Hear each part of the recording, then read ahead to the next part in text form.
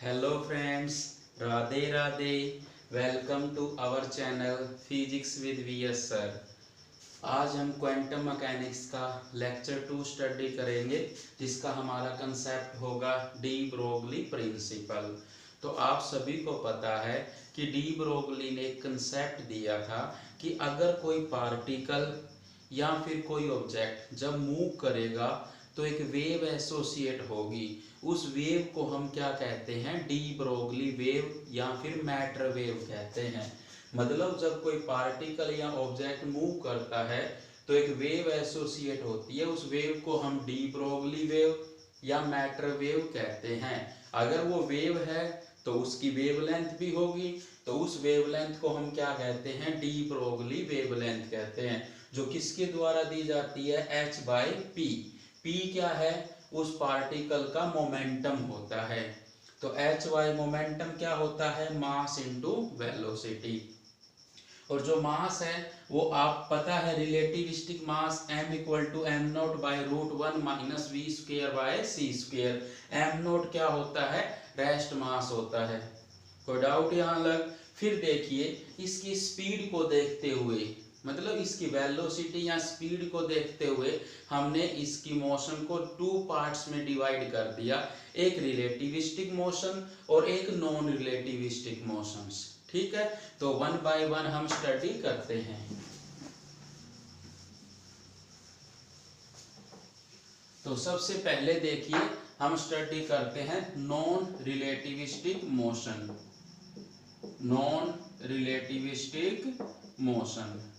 Non relativistic motion में क्या होता है कि हम जो पार्टिकल को स्टडी कर रहे हैं उसकी जो स्पीड है वो क्या होगी? लेस देन होगी स्पीड ऑफ लाइट से, वेरी लेस देन। ठीक है, या फिर जो काइनेटिक एनर्जी होगी वो क्या होगी? कम होगी। किससे? रेस्ट मास एनर्जी से। ये क्या है? तुम्हारा रेस्ट मास एनर्जी है। क्या है? Rest mass energy. तो आपकी जो काइनेटिक एनर्जी है ना, जो उस पार्टिकल के पास है, वो रेस्ट मास एनर्जी से कम हो, या उस पार्टिकल की जो स्पीड है वो स्पीड ऑफ लाइट से कम हो, तो आप कहोगे नॉन रिलेटिविस्टिक मोशन है। नॉन रिलेटिविस्टिक मोशन में हम काइनेटिक एनर्जी को क्या लिख सकते हैं? P square by 2m। किस लिए? क्योंकि काइनेटिक एनर्जी क्या होता है? Half M V square. तो हमने मास से डिवाइड कर दिया और मास से क्या कर दिया? मल्टीप्लाई। तो ऊपर तो पी स्क्वेयर बन गया, नीचे क्या बन गया? 2m। इसीलिए आप इसको ऐसा लिख पा सकते हो। ठीक है, अब इसके बाद देखिए, यहां से आप p को क्या लिख सकते हो? Under the root 2m e के काइनेटिक एनर्जी। अगर आप इसको यहाँ पर लिख देते हो, जो आपने लैम्डा इक्वल टू क्या किया था? h बाय पी, तो यहाँ से क्या आ जाएगा? h by under the root 2m e के। ये आ गया आपका एक्सप्रेशंस। कोई प्रॉब्लम? अब इसके बाद देखिए, आपको पता है कोई भी चार्ज पार्टिकल है उसको v वोल्ट से आप एक्सेलरेट करते हो, जिसको आप क्या कहते हो? Accelerating potential. क्या कहते हो? Accelerating potentials. अगर आप इस एक्सेलरेटिंग पोटेंशियल से इसको एक्सेलरेट करते हो तो आपको पता है इसकी काइनेटिक एनर्जी क्या हो जाएगी? Q into V. तब आपका जो वेवलेंथ का फॉर्मूला क्या बन जाएगा? Lambda equal to H by under the root 2m Q into में v। कोई प्रॉब्लम? अब देखो, यहाँ पर उस चार्ज पार्टिकल का मास है, यहाँ पर उस चार्ज पार्टिकल का चार्ज है, v क्या है? ये पोटेंशियल है, h क्या है? प्लैंक्स कांस्टेंट है। अब h कांस्टेंट है, मास पर्टिकुलर के लिए फिक्स होगा, चार्ज भी फिक्स होगा। तो ये जो v है आपका, वो कितने वोल्टेज अप्लाई करेंगे वो हम रख देंगे और आपको वेवलेंथ मिल जाएगी। तो कुछ पार्टिकल के लिए हम लिख लेते हैं। जैसे आपको पता है कि इलेक्ट्रॉन के लिए कितना आएगा? 12.27 by under the root V angstrom. ऐसे ही प्रोटॉन के लिए निकालते हैं तब 0.282 बाय रूट वी एंगस्ट्रॉन आएगा। ऐसे ही अल्फा पार्टिकल के लिए करेंगे 0.101 बाय रूट वी एंगस्ट्रॉन। ऐसे ही ड्यूट्रॉन के लिए करेंगे 0.202 बाय रूट वी एंगस्ट्रॉन। इन सभी के अंदर आपको जो V है वो किस में लेके चलना है, वोल्ट में लेके चलना है, ये याद रखिएगा। ये जो V है ना, वोल्टेज पोटेंशियल डिफरेंस, ये तुम्हारा वोल्ट में होना चाहिए। कोई प्रॉब्लम यहां लग किसी को? चलो अब हम आगे बढ़ते हैं, जहां पे हम पढ़ेंगे रिलेटिविस्टिक मोशन।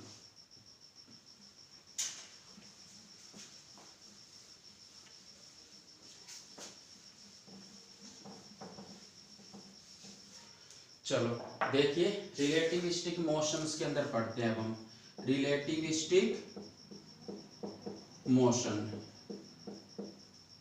रिलेटिविस्टिक मोशंस में क्या होता है कि जो उसकी स्पीड ऑफ द पार्टिकल है ना, वो कंपेरेबल हो जाती है स्पीड ऑफ लाइट के, मतलब ऑर्डर दोनों का लगभग मैच कर जाता है। या फिर ये कह लो कि जो काइनेटिक एनर्जी है ना, वो लगभग क्या हो जाती है, m0c² के। और ये तुम्हें पता है क्या होती है, रेस्ट मास एनर्जी होती है। क्या होती है, रेस्ट मास एनर्जी। तो अगर उसकी kinetic energy rest mass energy के कंपेरेबल हो, या फिर उसकी स्पीड कंपेरेबल हो स्पीड ऑफ लाइट के, तो आप रिलेटिविस्टिक मोशंस का यूज करोगे। इस केस में याद रखिएगा, काइनेटिक एनर्जी किसके इक्वल नहीं होती है, p²/2m के इक्वल आप नहीं ले सकते इस केस में। तो सबसे पहले तो हम यही पढ़ लेते हैं कि काइनेटिक एनर्जी का एक्सप्रेशन क्या आएगा रिलेटिविस्टिक मोशन के अंदर। कहीं आपसे पूछ ले किसी एग्जाम में कि रिलेटिविस्टिक काइनेटिक एनर्जी का एक्सप्रेशंस बताइए,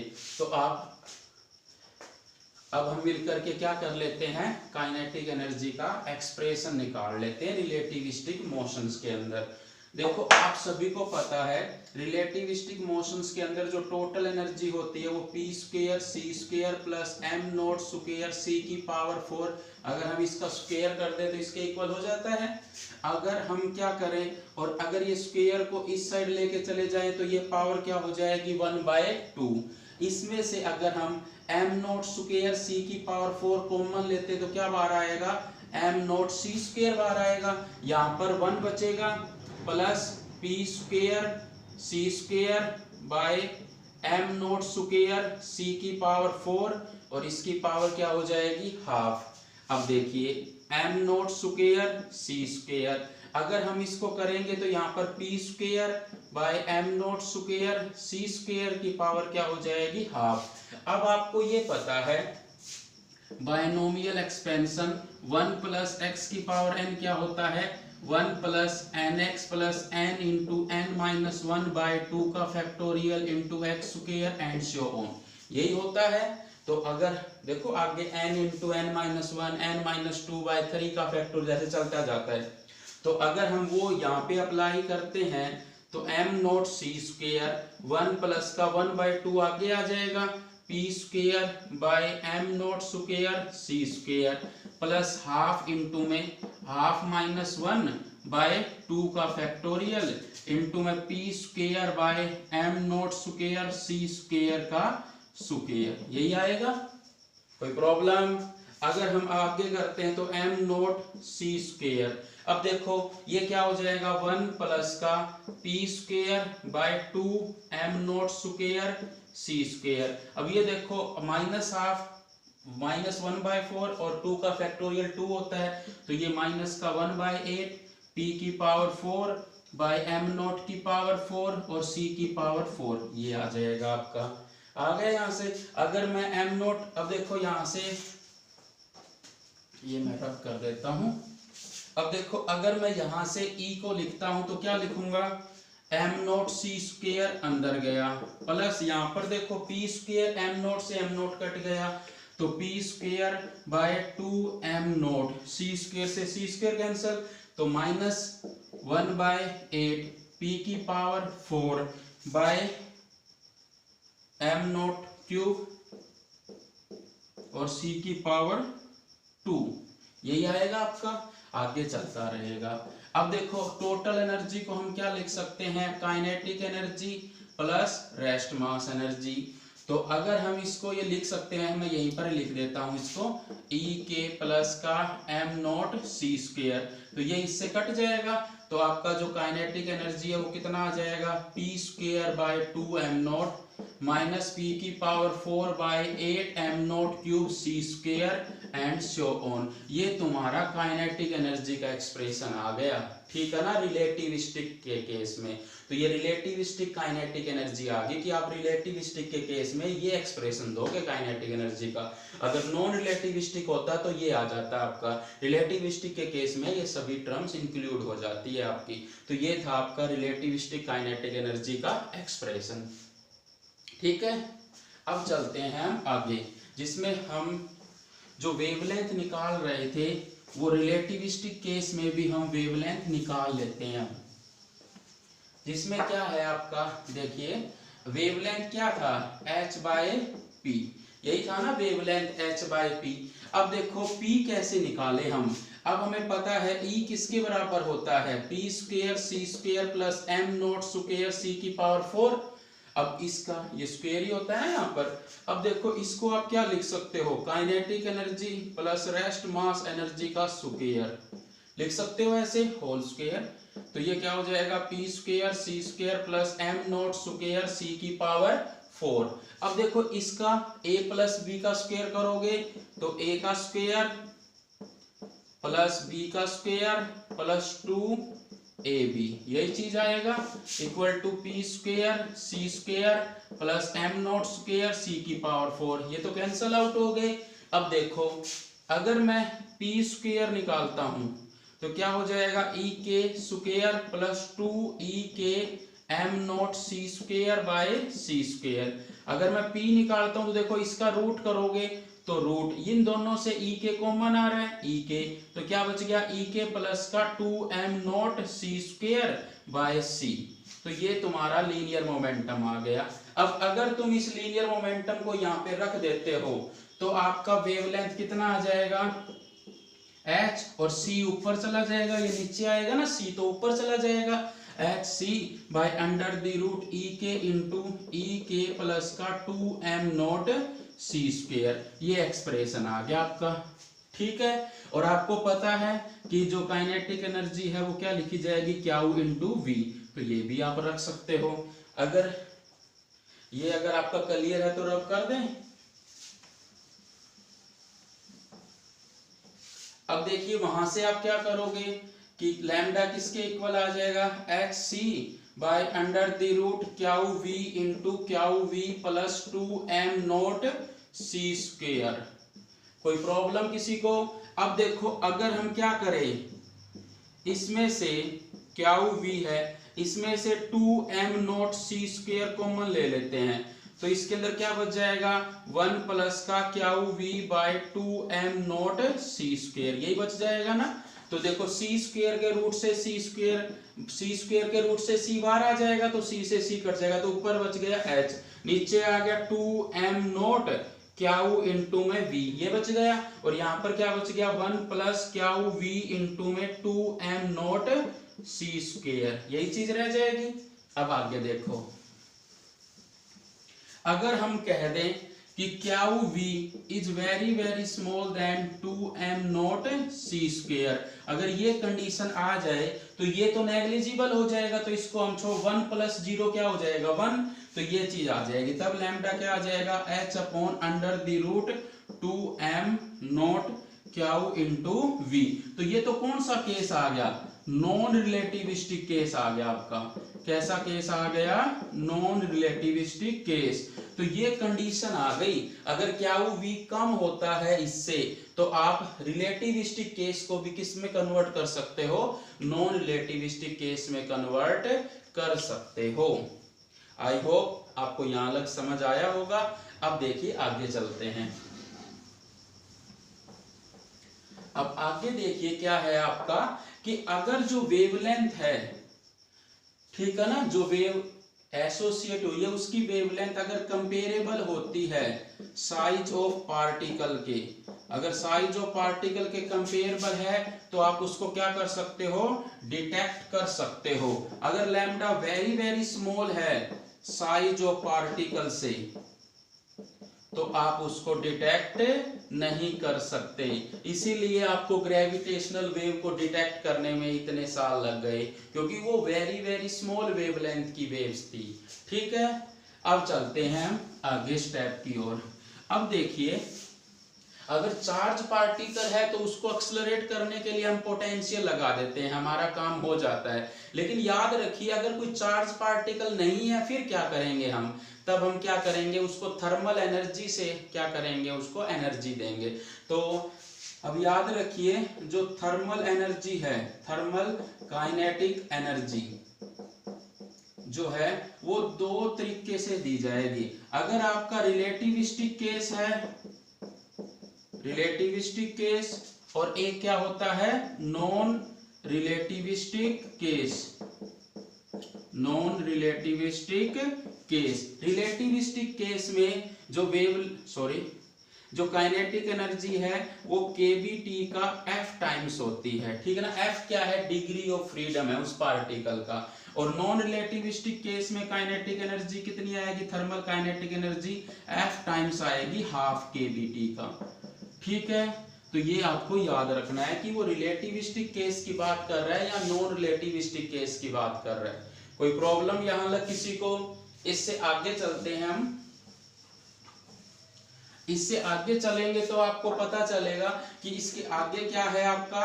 phase velocity and group velocity. तो सबसे पहले हम पढ़ते हैं फेज वेलोसिटी, जिसको हम क्या कहते हैं? वेव वेलोसिटी भी बोल देते हैं। तो फेज वेलोसिटी या वेव वेलोसिटी वीपी से लिखते हैं, और ये क्या होता है? ओमेगा बाय के, जो किसके बराबर आएगा? सी स्क्वायर बाय वी, और जो किसके बराबर होता है? ई बाय पी। तो इतने एक्सप्रेशन है इसके निकालने के। ठीक है ना, अगर टोटल एनर्जी और मोमेंटम दे रखा तो ऐसे निकाल लो, और अगर ओमेगा और के हो तो ऐसे निकाल लो, या सी स्क्वायर बाय वी। वी क्या है यहाँ पर? पार्टिकल वेलोसिटी है, पार्टिकल वेलोसिटी है। अगर देखो, पार्टिकल वेलोसिटी c से तो ज्यादा नहीं हो सकती।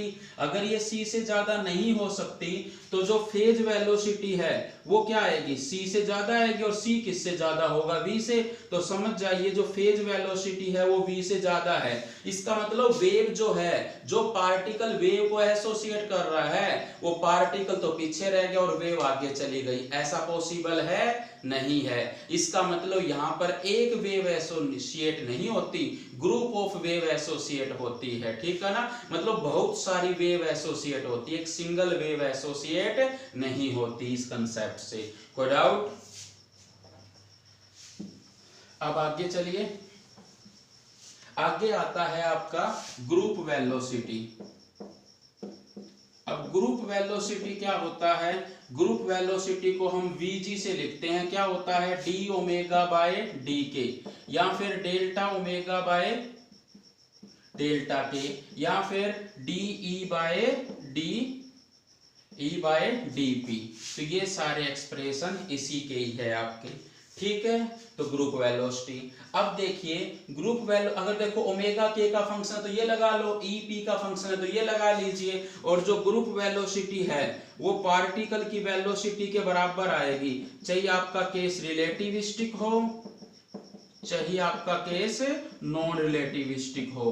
ग्रुप वेलोसिटी पार्टिकल की वेलोसिटी के क्या आएगी? बराबर ही आएगी। ठीक है ना। अब आपको पता था कि जो फेज वेलोसिटी आई थी वो सी स्क्वायर बाय वी आया था। ये देखो, इसका कोई फिजिकल मीनिंग नहीं है फेज वेलोसिटी का, ये तो सिर्फ एक मैथमेटिकल फॉर्मूला है। No physical meaning of phase velocity. ठीक है, ये सिर्फ मैथमेटिकल फॉर्मूला है। लेकिन जो ग्रुप वेलोसिटी है ना, ये वो वेलोसिटी होती है जिस वेलोसिटी से वेव की एनर्जी प्रोपागेट करती है। मतलब वेव के पास जो एनर्जी है ना, वो किस स्पीड से प्रोपागेट करेगी? ग्रुप वेलोसिटी से प्रोपागेट करेगी। अब आगे देखिए, यहां पर एनवल्प की बात कर लेते हैं। जैसे इस तरीके से, अब देखो, हमारी जो क्वांटम मैकेनिक्स होती है वो प्रोबेबिलिस्टिक थ्योरी होती है, प्रोबेबिलिटी के ऊपर काम करती है। ये देखो, अगर इसका यहाँ पर एम्पलीट्यूड ज्यादा है ना, तो मतलब यहाँ पर पार्टिकल के पाए जाने की प्रोबेबिलिटी ज्यादा है। जैसे जैसे यहाँ पर इधर जाते जाएंगे, probability of finding the particle in that region is decreases. कोई डाउट? तो प्रोबेबिलिटी क्या है, जहां पर ये एम्पलीट्यूड ज्यादा है वहां पर probability of finding the particle भी ज्यादा है, और जहां पर ये एम्पलीट्यूड कम होगा वहां पर पार्टिकल के पाए जाने की प्रोबेबिलिटी भी कम होगी। ठीक है,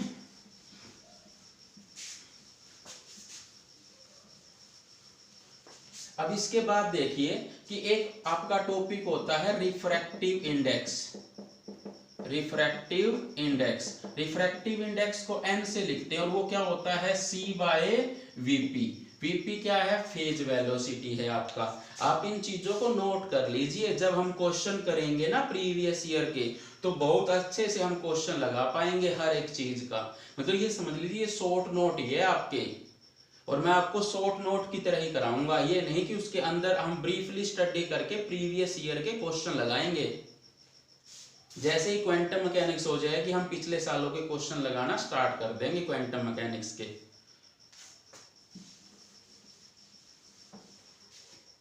अब देखिए एक आपसे कभी कभी वो पूछ लेता है लैम्डा मोस्ट प्रोबेबल बताइए, लैम्डा आरएमएस बताइए, लैम्डा एवरेज बताइए। मतलब मोस्ट प्रोबेबल का मतलब वो कहना चाहता है कि आपको कि मोस्ट प्रोबेबल वेलोसिटी यूज करो। तो मोस्ट प्रोबेबल वेवलेंथ पूछ रहा है तो मोस्ट प्रोबेबल वेलोसिटी यूज करोगे, आरएमएस वेवलेंथ पूछ रहा है तो आरएमएस वेलोसिटी यूज करोगे, एवरेज वैल्यू ऑफ वेवलेंथ पूछ रहा है तो आरएमएस क्या करोगे, RMS value of velocity use करोगे, एवरेज पूछ रहा है तो एवरेज वेलोसिटी यूज करोगे।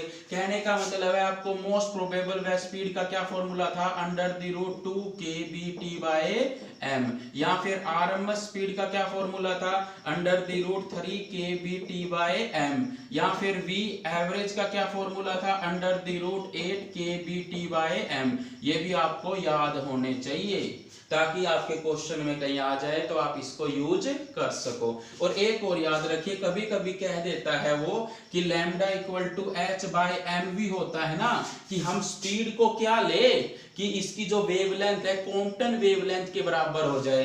तो आपको पता होना चाहिए लैम्डा c क्या होता है, कॉम्पटन वेवलेंथ होता है, और इसकी जो वैल्यू होती है वो किसके इक्वल होती है, h/m0c। ये तुम्हें पता होना चाहिए कॉम्पटन वेवलेंथ। सीधा कह देगा कि अगर आपकी वेवलेंथ कॉम्पटन वेवलेंथ के इक्वल है तो ये बताइए कि वेलोसिटी किस स्पीड से वो पार्टिकल मूव करेगा। तो आई होप यहां तक आपको समझ आया होगा। आगे चलते हैं अब हम।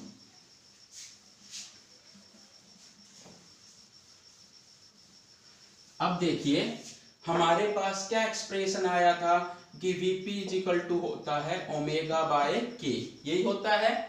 अगर मैं ओमेगा निकालता हूं तो क्या आ जाएगा, Vp इंटू के, यही चीज आएगा। और अगर मैं ग्रुप वेलोसिटी निकालता हूं तो d/ω क्या आ जाएगा, dk। तो इसका करोगे तो Vp as it is, k का कितना हो जाएगा 1, तो k as it is dVp/dk।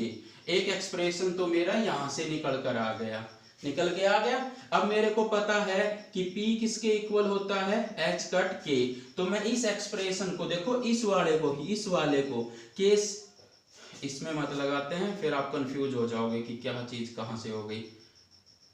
तो ये है आपका, इसके अंदर क्या करते हैं, h कट से मल्टीप्लाई और h कट से डिवाइड कर लेते हैं। तो Vg किसके बराबर आ जाएगा, Vp प्लस h कट के dVp/d। अगर मैं इस h कट को यहाँ पे लिखूंगा उसको अंदर भी तो कर सकता हूं क्योंकि कांस्टेंट है। तो ये क्या हो जाएगा, Vp प्लस का p dVp/dp। तो ये भी पूछा हुआ है आपसे ये चीज, ठीक है। अब थर्ड क्या है कि k किसके इक्वल होता है, 2π/λ। अगर मैं dk निकालता हूं तो क्या आ जाएगा 2π, और 1/λ का -1/λ² इंटू d लैम्डा। अगर मैं इस चीज को यहाँ पे पुटअप कर देता हूं तो ग्रुप वेलोसिटी क्या आ जाएगी, फेज वेलोसिटी प्लस 2π/λ इंटू में dVp, और इसकी जगह क्या लिखूंगा -2π/λ² इंटू d लैम्डा। अब देखो लैम्डा से लैम्डा कट गया, 2π से 2π कट जाएगा, तो इसका मतलब आपका ग्रुप वेलोसिटी कितना आ जाएगा, Vp माइनस का लैम्डा इंटू dVp/d लैम्डा। तो ये एक्सप्रेशन भी आपको पता होना चाहिए, ठीक है। तो ये एक्सप्रेशन थे ग्रुप वेलोसिटी और फेज वेलोसिटी से रिलेटेड। अब चलते हैं हम आगे।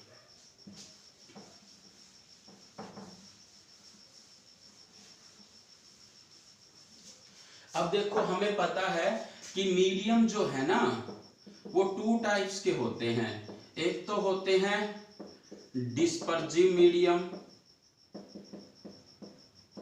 चलो यहाँ पर सबसे पहले मैं नॉन डिस्पर्सिव मीडियम लिख देता हूं, और यहाँ एक होते हैं आपके डिस्पर्सिव मीडियम। जो आपके नॉन डिस्पर्सिव मीडियम होते हैं ना, ये वो मीडियम होते हैं जिनका रिफ्रैक्टिव इंडेक्स, उस मीडियम का refractive index wavelength of light पे डिपेंड नहीं करता। मतलब समझ जाइए कि इसके अंदर ये कहना चाहता है कि ग्रुप वेलोसिटी किसके बराबर हो, फेज वेलोसिटी के। अगर ग्रुप वेलोसिटी फेज वेलोसिटी के बराबर होती है, उस केस में आपका कैसा मीडियम होगा, नॉन डिस्पर्सिव मीडियम होगा। मतलब इस मीडियम का जो रिफ्रैक्टिव इंडेक्स है ना, वो वेवलेंथ पर इंडिपेंडेंट होता है, ठीक है ना। इस तरीके लाइट का यूज मत करिए, सॉरी।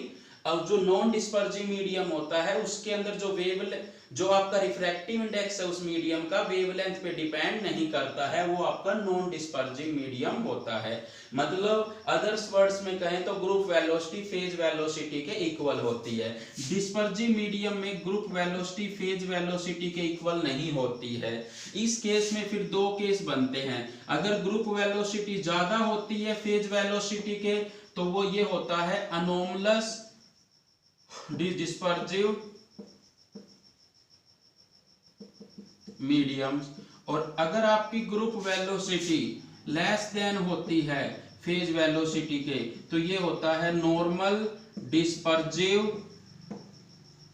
मीडियम, ठीक है।